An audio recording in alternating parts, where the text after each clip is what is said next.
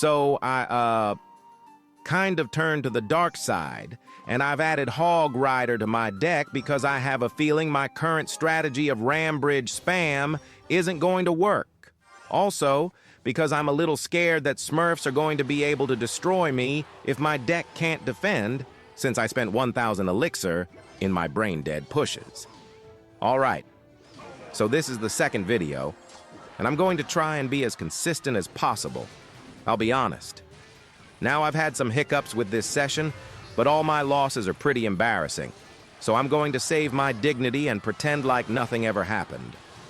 Also, as you can see, I'm still using evolved barbarians, which would make sense. Except that barbarians are so god-awful, I had to remove them from my deck later on, so I could actually win games. I'll be completely honest here. I find more value by using the barbarian hut than the barbarian card itself. I mean, the hut is a crazy good defense against ground units. I may not have used it much myself, due to the fact it's hard to find a good deck that runs it. But from my little experience, the squishy little horde of big buff men taking up half your elixir bar, but being countered by every card under the sun, is less consistent in actually having a proper use. Look at us. We deal a lot of DPS. But we've spent so much elixir, and look, my opponent has a wizard or executioner and it's all gone, and they've just placed down Elixir Golem at the bridge. I think I just get PTSD, but Elixir Golem might be one of the cards I hate the most. Sure, it's free value, but think that it's so damn cheap that your opponent can create a masterful push without even using 10 elixir. This means that even with your extra elixir, they can easily defend your counterpush.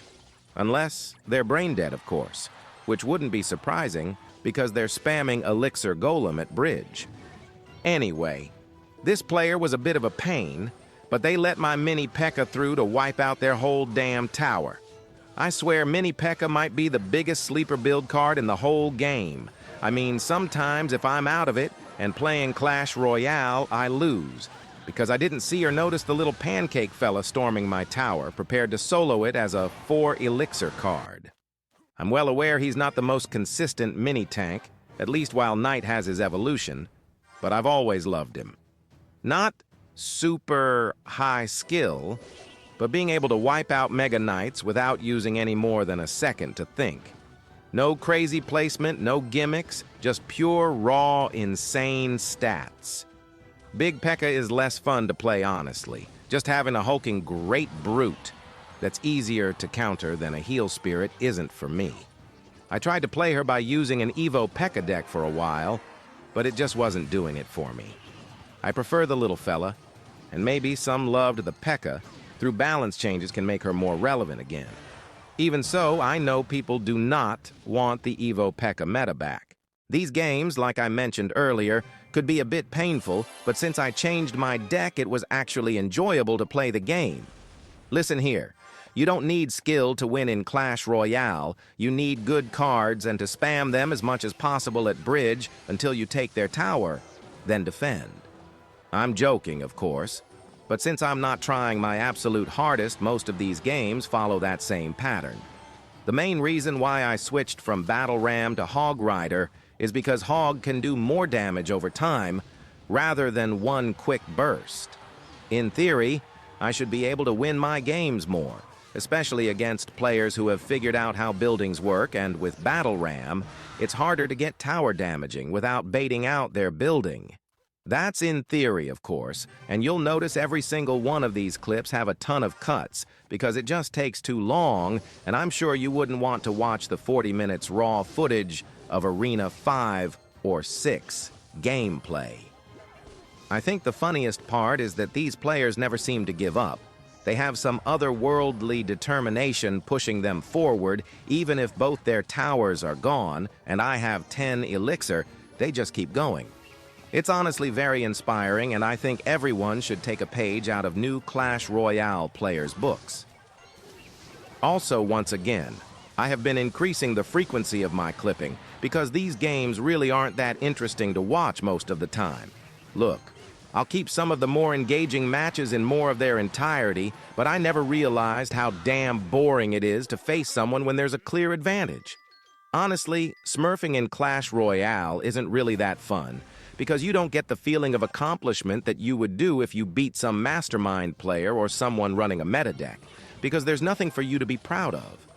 Wow, this guy probably installed the game a few days or weeks ago, and me with far more experience can beat him.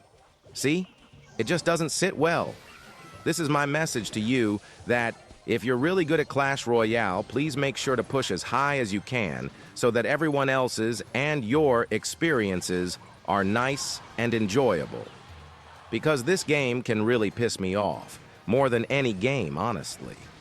The fact that the opponent can show zero emotion but show exactly who they are with what cards they place and where annoys me somehow. I just want them to say something. Those people who never emote seem so distant and mysterious. Okay. I'm going on a meaningless rant now. Also, don't you find it funny this video is also 8 minutes long? I mean, it should make sense since in theory I should be playing the same number of games as last video, but this one just felt way longer. I don't know why. Oh, wait. It's probably because there's a bigger trophy range in Arena 6 compared to 5. It felt like forever getting to the middle of Arena 6. I might not be up to the challenge of when it's even higher at the top arenas. 500 trophies for a new arena just seems pretty ridiculous to me. Like you're telling me I can win 16 games in a row and then lose a bunch and I've made no progress? Really, the whole equal trophies lost and gained part can be a huge pain. I can be trying my hardest and get a few unlucky games, and whoops, I've made zero progress and just wasted 15 minutes. Don't you just love Clash Royale? I'd just like to point out I got into overtime here.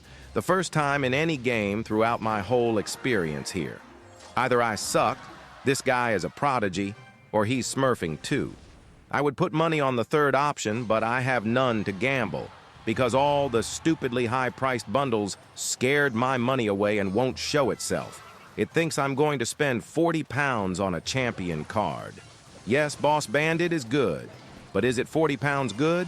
That's like a solid 4 hours of work at a fast food restaurant, just for a virtual character in a game that people will be able to get for free in due course.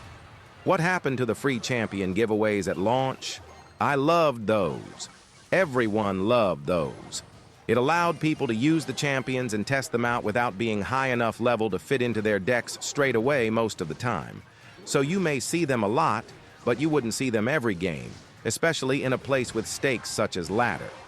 And now, the new broken champion is only easily obtained through money. Thanks, Supercell, really being kind to your player base majority. Anyway, that's halfway through Arena 6, and that's also the end of the video. See the one viewer who watched my last video tomorrow for another one. Goodbye.